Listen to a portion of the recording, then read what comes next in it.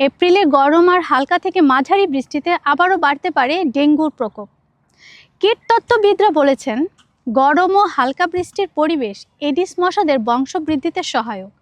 তাই বর্তমানে হাসপাতালে ডেঙ্গু রোগী না থাকলেও স্বস্তির কোনো সুযোগ নেই। বছরব্যাপী ডেঙ্গু বিস্তারের সংখ্যা মাথায় রেখেই সিটি কর্পোরেশনের এডিসের লার্ভা ধ্বংসের কাজ চালিয়ে যেতে হবে বলে মনে করছেন তারা। মহাখালী ডিএনসিসি হাসপাতালের ডেঙ্গু ওয়ার্ডে চলতি সপ্তাহে রোগী ভর্তি ছিল 28 জন। শিশু থেকে বয়স্ক সব বয়সী রোগী আছে হাসপাতালে। তীব্র পেট ব্যথা, পেট ফুলে যাওয়া, রক্ত বমি, শ্বাসকষ্ট, শরীর ঠান্ডা হয়ে যাওয়া, দ্রুত হৃদস্পন্দনের মতো নানা রকম উপসর্গ নিয়ে এই রোগীরা হাসপাতালে এসেছেন। ঢাকার অন্য হাসপাতালেও রোগী ভর্তির হার নিম্নমুখী। স্বাস্থ্য অধিদপ্তরের পরিসংখ্যান বলছে, চলতি বছরের এপ্রিল পর্যন্ত ডেঙ্গু আক্রান্ত হয়েছে 1954 জন, মারা গেছে 14 জন।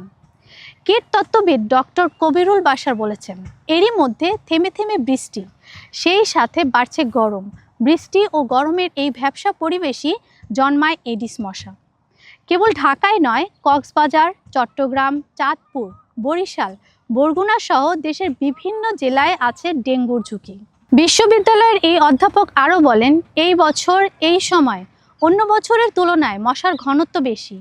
গত 6 এপ্রিল একদিনে প্রায় 52 জন আক্রান্ত হয়, অথচ গত বছর এই সময়ে এত আক্রান্ত ছিল না।